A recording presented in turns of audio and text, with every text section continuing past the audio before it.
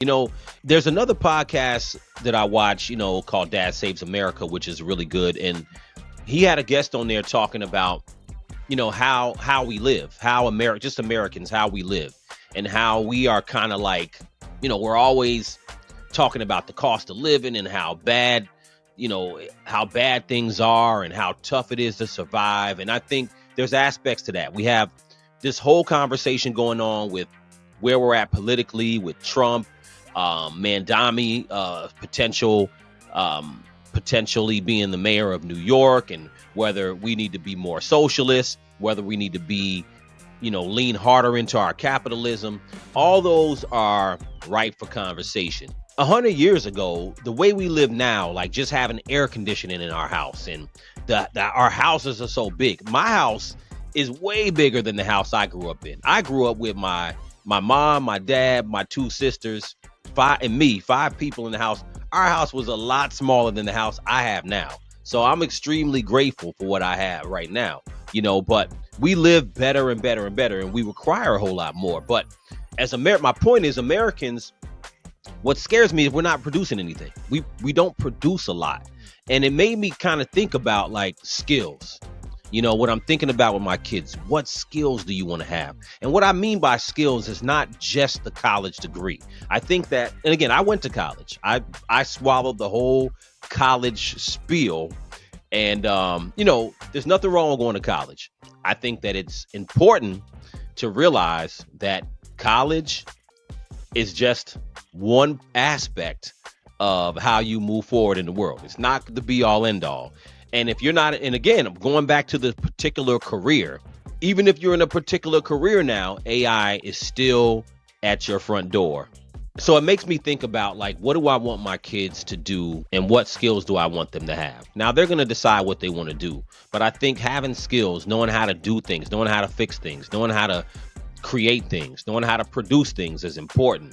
And the fact that we aren't producing many things in this country, we are extreme service-based society, has really kind of made me worry a little bit. All the cushy jobs and all the tech, we've gotten to a point where we've created something that's AI, which I think is a beautiful thing. We've created something that can do so many tasks that now make a lot of people, I wouldn't say worthless, but it makes a lot of people question what is your purpose on this earth? What do we need to do? So that had me thinking about Kelis, right? I saw a video with Kelis. I've been following Kelis for a while, and she's been, she's on my TikTok, not my TikTok, my Instagram feed. And, I see her in Africa. I see her, farming. And I think it's cool because farming is not something most people know how to do. Just even know how to grow basic stuff, grow a tomato, grow an onion. Most people don't really know how to do a lot of that stuff. When you think about how life used to be 100 years ago, just 100 years ago, if you didn't know how to farm, you died. And a lot of places is like that. If you can't plant your food, you die. It's just that simple. And I tell my kids all the time, like, you guys I'm fortunate. You're fortunate. You don't know what it's like. You don't know what it's like to actually grow your food and work the land and all that stuff. We go to the grocery store. You know what I'm saying? And 100 years ago, you didn't just run to the grocery store. You had to grow your food, and a lot of places are still like that. So let me play this clip from Kelis just real quick, because it made me think about, she bought a 300-acre farm in Kenya.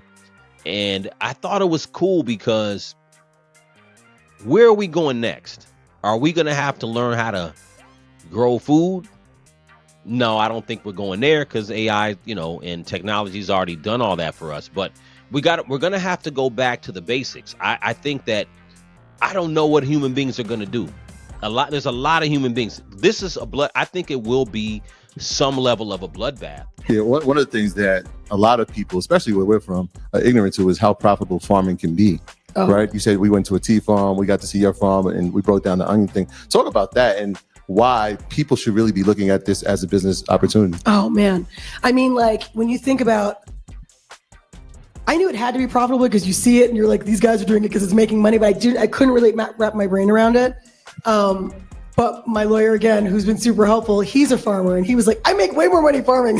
It's like, this is surefire. So he started to break it down for me when I started to understand, okay, it's like, this is something that, especially here, because I think I think here, like, there's so much agriculture, like, opportunities here, and I feel like the younger people are not doing it as much, that they need it, right?